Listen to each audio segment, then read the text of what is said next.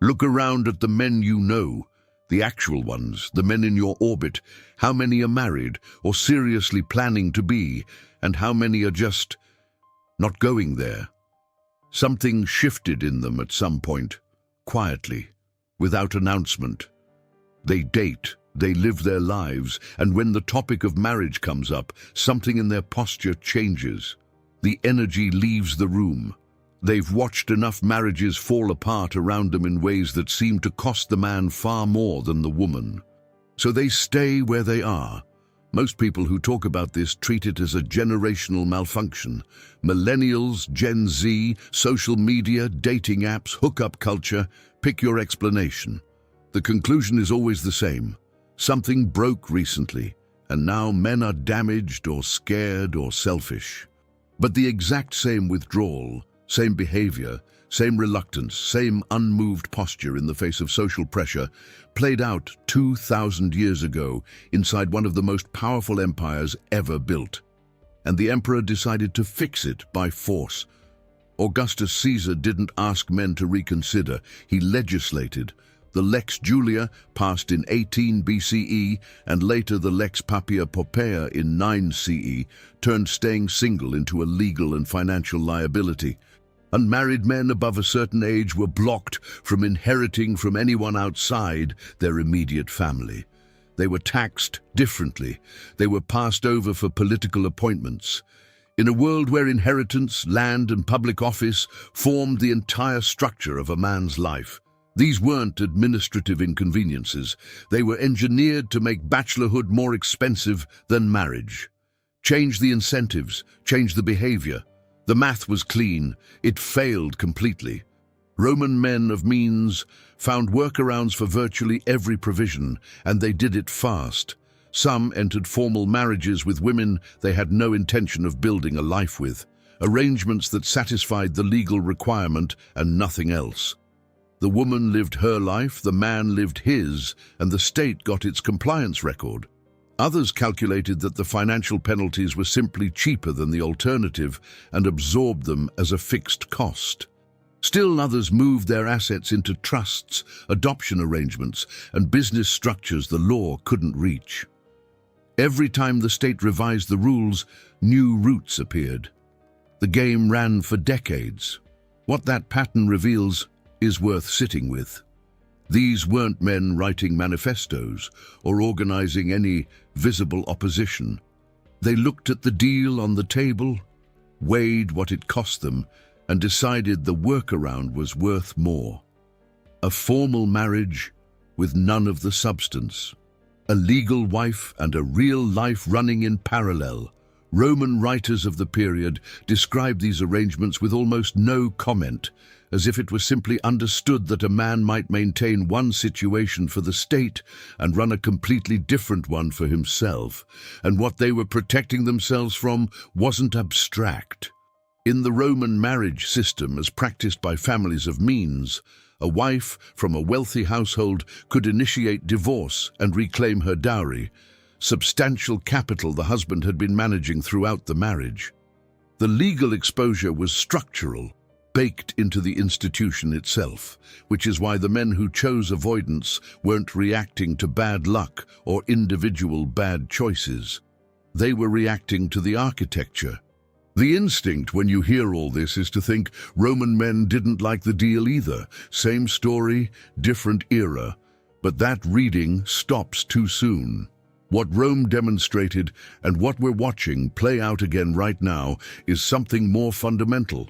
No external force, however powerful, can manufacture the internal willingness to enter a contract a person has already decided works against them. Augustus had the complete architecture of Roman state power at his disposal. Law, taxation, political office, inheritance rights, every lever available to government, he used all of them. What came back was a generation of men who were technically compliant and genuinely absent. The empire got the form, it never got the substance. The most powerful government on earth at the time decided it needed men to marry. It put the full force of Roman law behind that objective. The result was fake marriages, creative inheritance routing, and a total decoupling between what the law required and what men actually did with their lives. That's not a conventional policy failure. That's a psychological limit that no legal instrument, then or now, has ever successfully crossed. When the terms of any relationship stop making sense for one party, that party starts making exits, maybe gradually, maybe without saying a word. But the investment begins pulling back. The attention routes elsewhere. The things he would have built inside the arrangement, he starts building outside it. There's no declaration, no formal complaint. He just becomes progressively less present in the ways that matter, while remaining technically visible in the ways that get counted. The Roman version was a man who was legally married and genuinely elsewhere. Today's version is a man who dates indefinitely and never accelerates.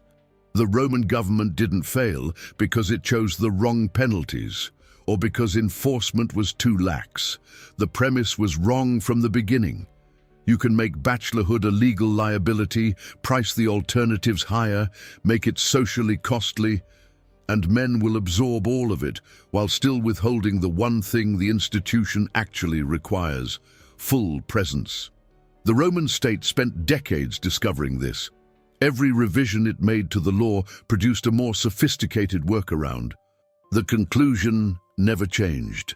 This response had nothing to do with hatred or rejection. The men who entered facade arrangements in Rome weren't punishing anyone. They were doing what people do when the rules of any game stop working in their favor. They play a different game while appearing to play the original one. They give the institution the minimum required to stop the penalties. They build their actual lives outside its reach. Walk that 2,000 years forward. A man today watches his father's divorce restructure a financial life in ways that took years to undo. He watches a friend get blindsided by a custody arrangement that maximized his distance from his kids, while his expenses stayed exactly where they were. He absorbs the legal framework through proximity, through actual outcomes, never through theory. At some point, on some ordinary evening when he's thinking about where his life is heading, something settles into a decision. He keeps it mostly to himself. He goes on dating, goes on living, and simply never accelerates toward the thing the culture keeps insisting he should want. The internal architecture is the same as the Roman man's. Different city, different century, different laws, same read on the institution. It stopped offering something worth what it costs, so the rational move is around it. The withdrawal is quiet and individual.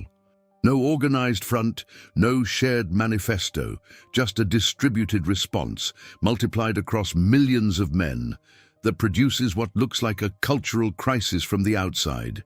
Because that's exactly what it is, just not the kind that has a villain or a targeted solution. Every time this withdrawal becomes visible enough to generate conversation, the proposed responses fall into the same two categories. Make marriage more appealing through incentives, or make staying single less comfortable through social pressure. Tax breaks for married couples, cultural campaigns about maturity and commitment, think pieces about men who won't grow up.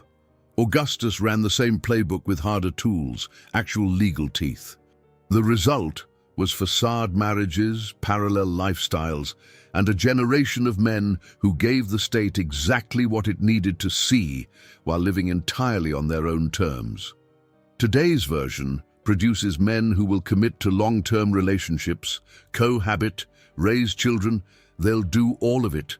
They just won't sign the specific contract that carries the specific legal exposure they've already evaluated and declined. The form changes. The logic underneath it doesn't. A man who has decided the terms don't work for him will find a way to live that protects what matters to him, regardless of what the external framework demands. The Roman state made this discovery at the height of its power, with every tool at its disposal. Over time, the laws were modified and walked back. The compliance they were producing was costing the social fabric more than the original non-compliance they'd been designed to fix. The fake marriages, the legal workarounds, the generation of men who were technically inside the institution and genuinely checked out of it. The state eventually concluded this outcome was worse than what it started with. The conversation about marriage decline almost always starts at the surface level, the apps, the attitudes, the economics, and stops there. The question almost nobody follows far enough back is more specific. What changed in the terms of the institution that moved the internal calculus for this many men at once? Because men in their 20s and 30s today want what men in their 20s and 30s have always wanted: stability, connection, someone to build something with. What changed is the legal and social architecture around what happens when the building falls. Men have watched it fall for men they know and respect. Their positions updated accordingly. The Roman precedent is useful precisely because it strips away the emotional static. Nobody describes Roman men as emotionally unavailable or afraid of intimacy. The historical record is direct. Men with assets looked at a legal structure that exposed those assets, their inheritance, their social standing, to significant risk through marriage, and they protected themselves through whatever means were available. The psychology is legible because the distance makes it visible. The same psychology is operating today. It just gets described in therapeutic language, which tends to obscure what's actually happening rather than explain it. A man today doesn't sit down and formally analyze marriage law. He absorbs it through proximity, through the cases he's watched play out, through what equitable division actually looked like when it landed on someone he knows, through what custody arrangements feel like from the outside when they go badly. The position updated over years of watching real outcomes. He probably couldn't reconstruct the full reasoning if asked directly. His behavior shows it completely. He dates without accelerating. He invests selectively. He keeps the things that matter, his finances, his time, his living situation, in his own hands. The Roman men who structured their assets in ways the marriage laws couldn't reach were running the same logic. The men who did marry in Rome, the ones who genuinely committed, who built real households and meant it, weren't naive. They understood the same legal terrain as the men who avoided it. The difference wasn't information. For those specific men, in their specific circumstances, the terms were workable. The woman, the family arrangement, the social context, the equation added up to something worth accepting the exposure for, so they signed the contract, and they meant it. That distinction almost never gets made in the public conversation. The withdrawal isn't universal, and in most places it isn't yet majority behavior. It's concentrated in the men for whom the terms, in their specific situation, simply don't add up. When enough of those individual assessments land in the same direction, the aggregate looks like a generational shift because it is one assembled entirely from individual men making individual decisions about their individual lives. It has no organizing principle, no shared doctrine, no origin in any particular cultural moment. Just a large number of separate people arriving at the same conclusion through their own experience. Augustus didn't face a movement either. He faced the accumulated weight of individual decisions from men who had looked at the institution and concluded it wasn't for them. He brought the full force of Roman law to bear on those decisions. The decisions didn't change. They became less visible, routed through legal structures and formal arrangements that gave the state what it needed to see, while the actual lives of those men continued on their own terms. The empire got the paperwork. The men kept their lives. The men around you today, the ones who keep things casual, who find a way to sidestep the topic every time it surfaces, who are building lives with no wedding anywhere in the 5-year plan, they're producing the same response Roman men produced under Augustus. They looked at what was being offered, weighed it against what it costs them specifically, and made a decision that made sense for their situation. Quietly, individually, without a scene. The institutions that have historically made marriage work for both sides were built around one core assumption, that the exit from the contract would be managed with some equivalence between what each person brought in and what each person could take out. When that held, men moved toward the institution. When it stopped holding, in Rome and again today, they moved around it. The same way water routes around a blocked channel, not because it decided to push against the obstruction, but because it has somewhere to go and the obstruction is simply in the way.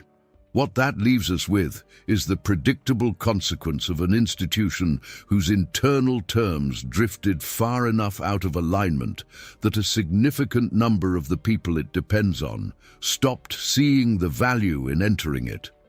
The Roman government spent generations learning this. Every law it passed produced more surface compliance and deeper actual disengagement. The lesson was never written in one place, but it was written in the behavior of millions of Roman men who built their lives exactly the way they chose, regardless of what the law said they were supposed to want. The men around you today are doing the same thing. They looked at the terms, looked at the outcomes available to them, and made a choice that made sense. 2,000 years ago, an emperor tried to reverse that choice with the full weight of Rome behind him. It didn't work then for the same reason it won't work now. A law cannot change what a man has already decided is true about his own life.